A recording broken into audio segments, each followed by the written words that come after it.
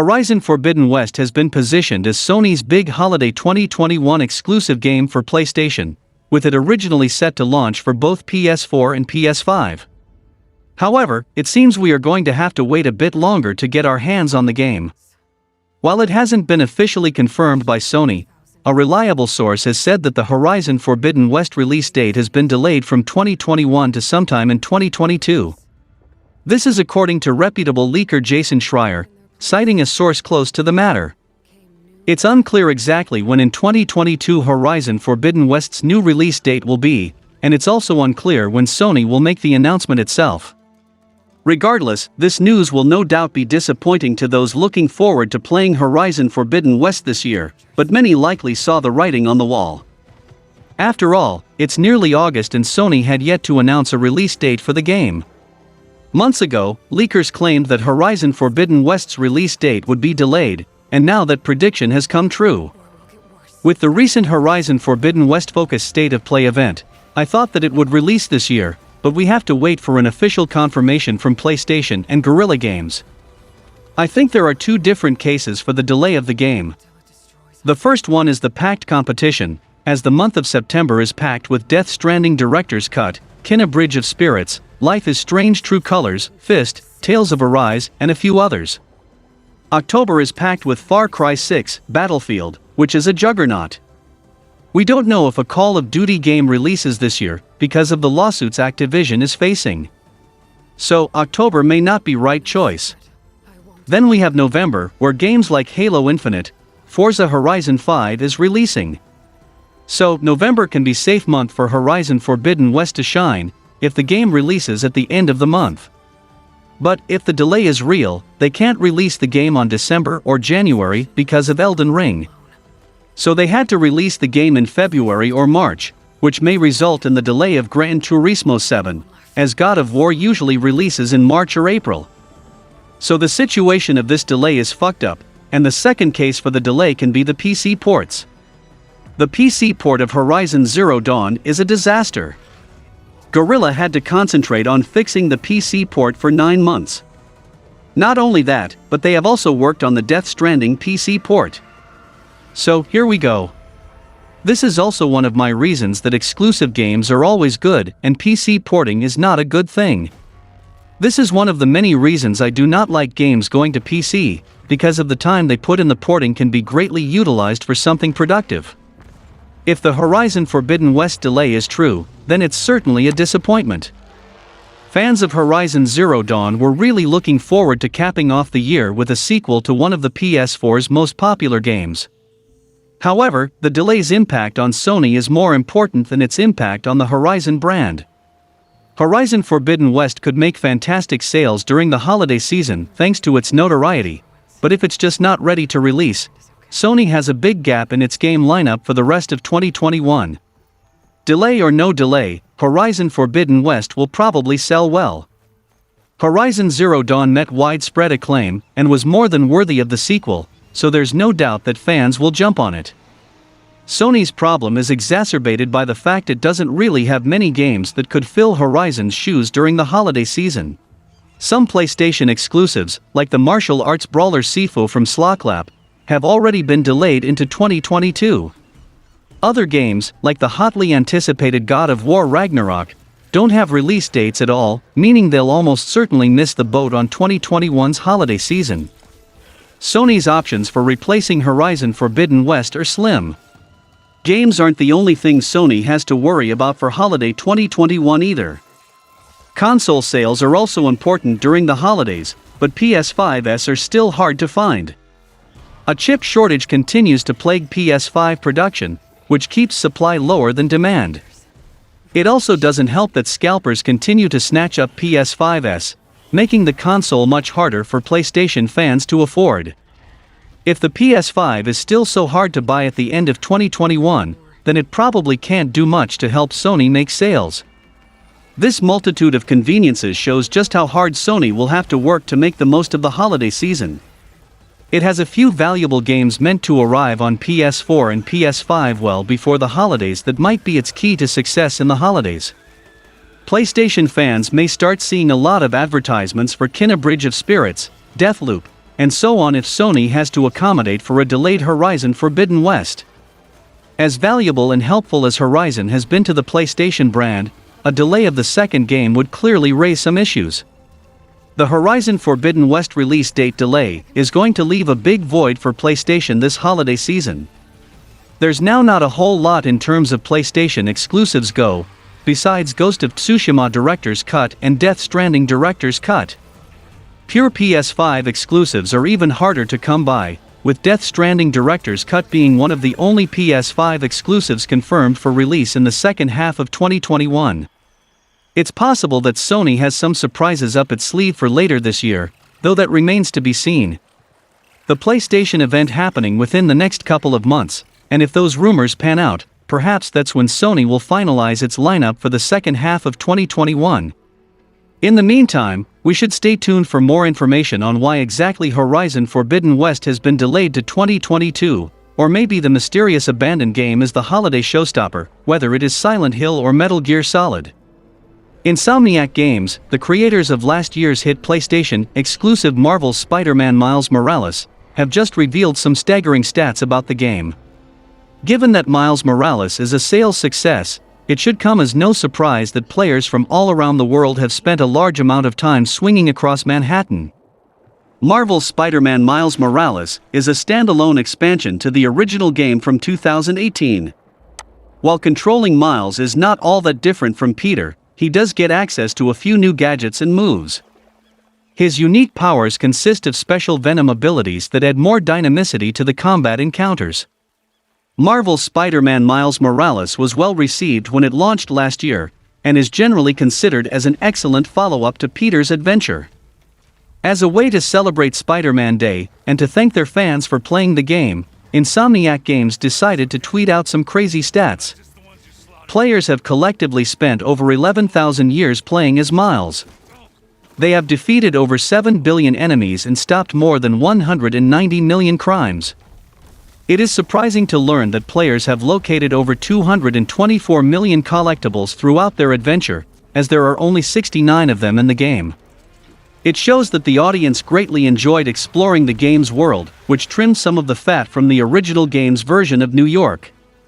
In addition, trophy data shows that an impressive 7.7% of people have unlocked the Platinum Trophy for the game. Should anyone wish to see how much time they have spent on a particular game, thankfully the PS5 tracks the number of hours played for every game.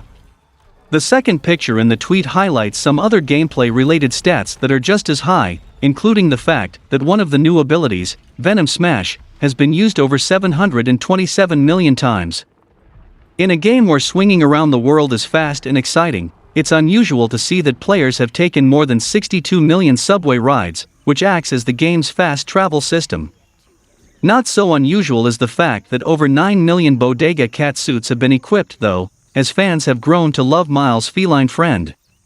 The captivating combat and movement mechanics play a massive role in reaching such lofty numbers of player engagement. Another game developed by a Sony first-party studio, Ghost of Tsushima, released its own set of crazy stats last year. As such, it seems clear that players are spending lots of time with PlayStation Studios titles, and these Spider-Man, Miles Morales statistics could only get more ridiculous. Moving forward, we have an update from another PlayStation studio, as Team Asobi, the studio behind Astro's Playroom, teases its next game on its newly opened website, which it promises to be its most ambitious yet.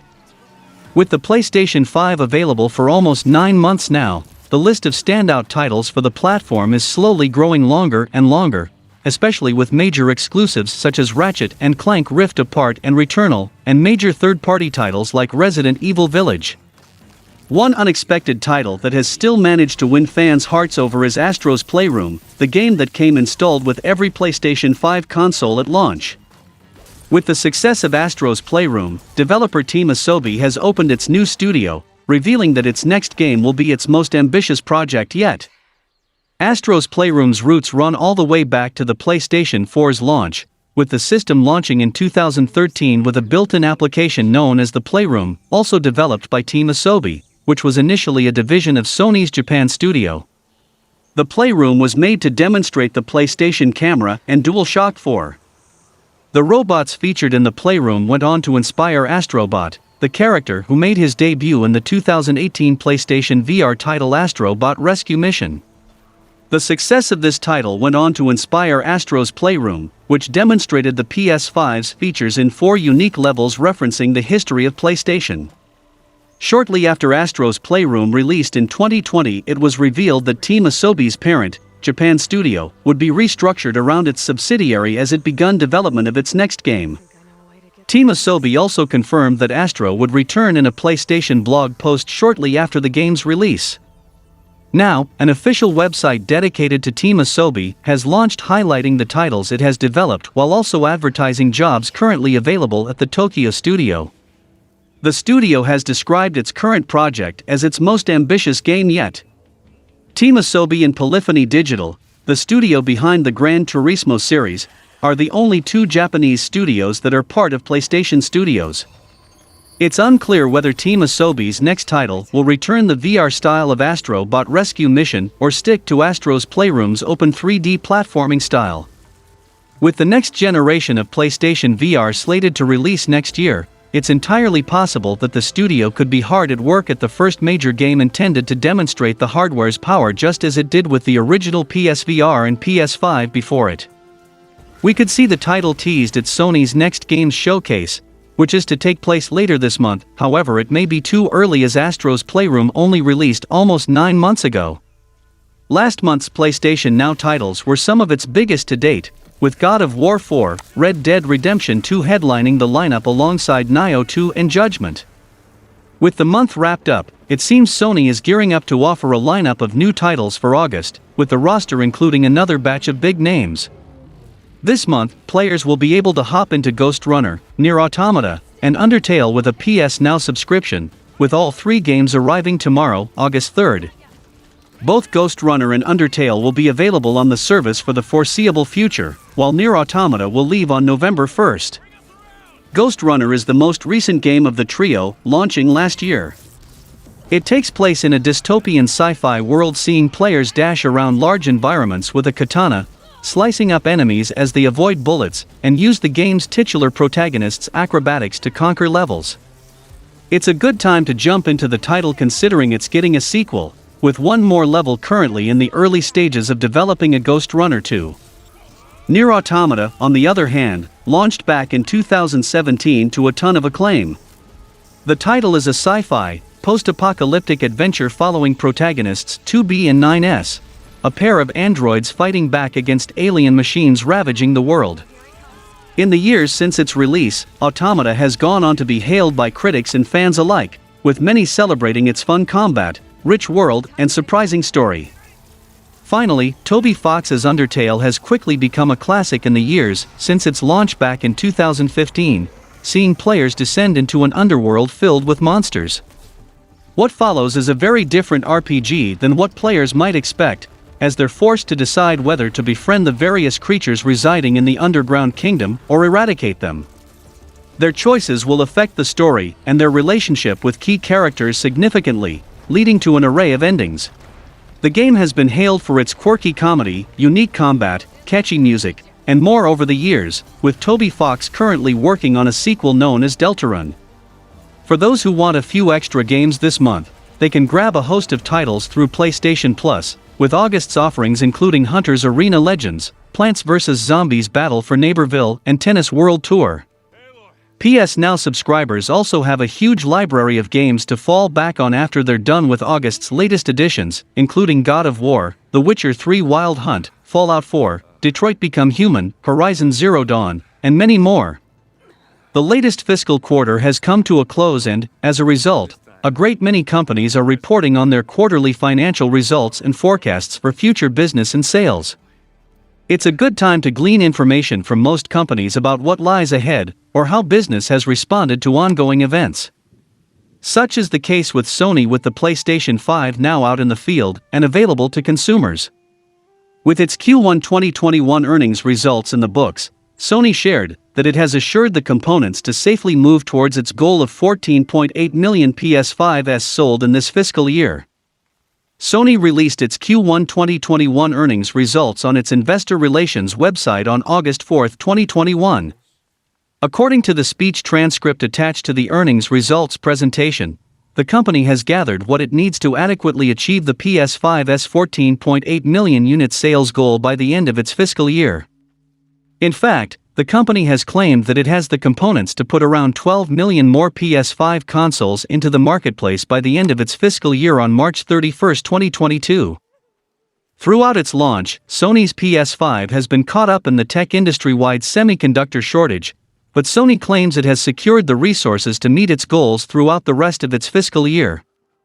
When put on top of the fact that Sony also recently announced that over 10 million PS5s had already been sold worldwide since launch, it would seem the company has the overall components to push the PS5 to 22 million units by March 2022's end.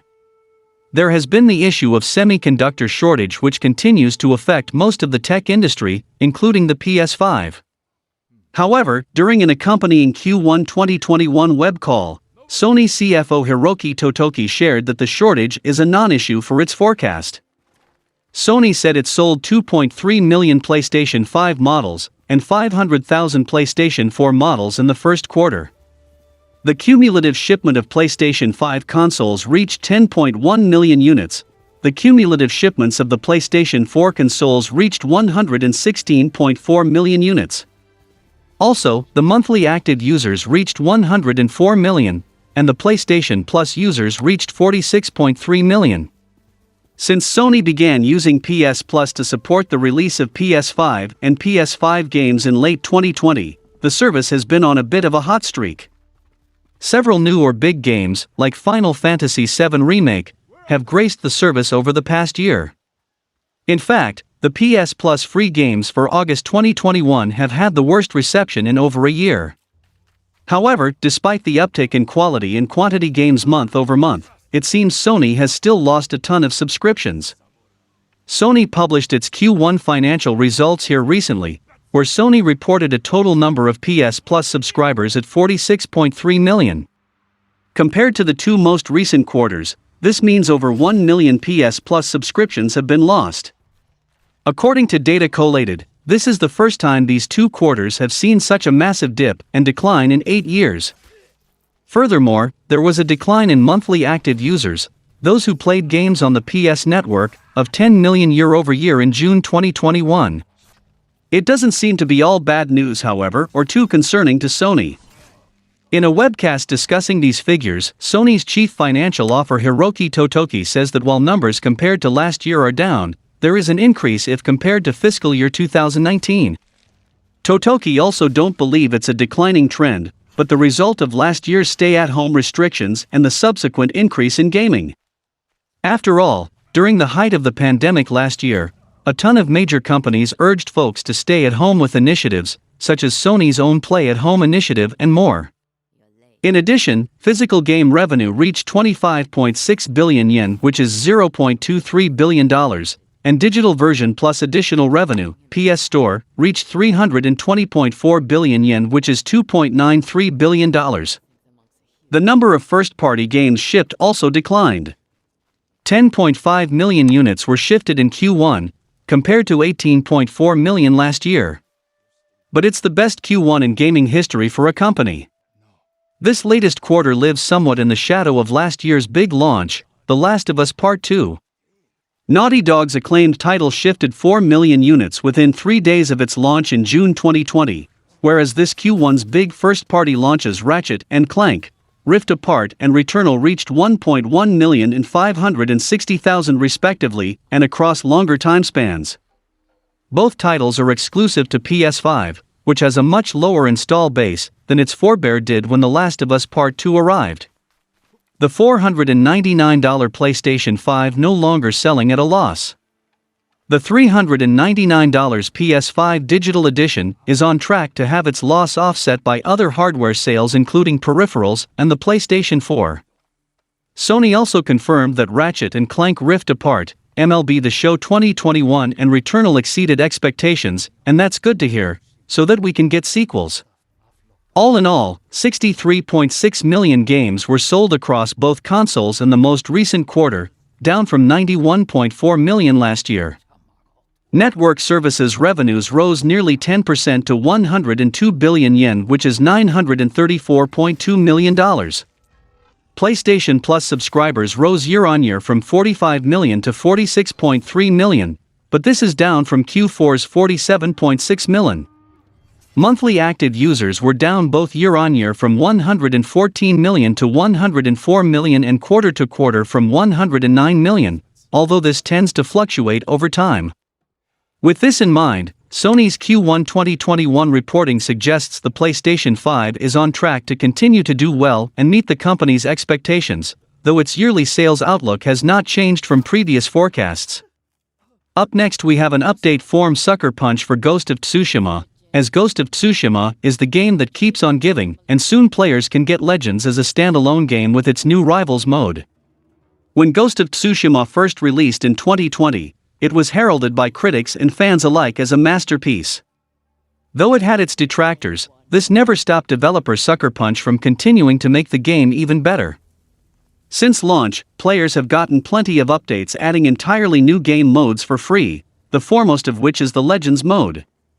This lets players go online and battle against hordes of demons with their friends, and the best part is that it was completely free to players that own the game already. Now Sucker Punch has announced that even more content is coming to Legends for free, as well as a way for players that don't want the single-player campaign to join the fun. Ghost of Tsushima Director's Cut is releasing this month, but this content is not tied to that.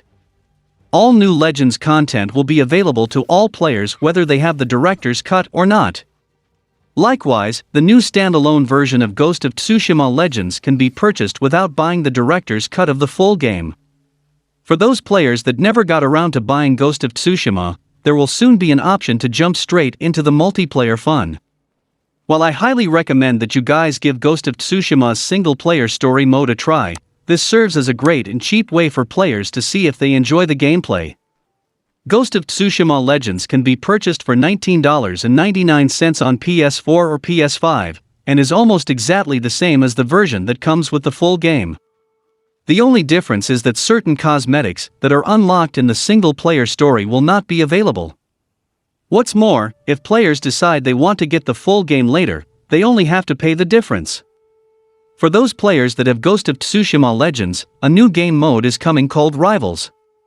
Here, 2 teams of 2 will compete against each other to clear out waves of enemies. As players score kills, they can use the Magatama they earn to sabotage their rivals, and whichever team finishes first wins. This mode will come to the game on September 3rd. It may not be the Ghost of Tsushima PvP that I am hoping for, but it should still be quite fun. Finally, alongside the release of the Ghost of Tsushima Director's Cut, there will be some balance changes to Legends mode.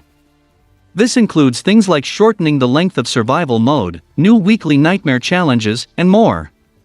Ghost of Tsushima Legends is really an awesome experience, and the new modes will definitely rise the caliber. As August begins and the second half of 2021 continues to move forward, there are no shortage of game releases and announcements on the horizon. Even though there have been a number of titles delayed with others, such as Horizon Forbidden West rumored to be pushed back until 2022, many other studios are poised to give updates on future releases. One of the best places for those announcements to happen seems to be at Gamescom 2021.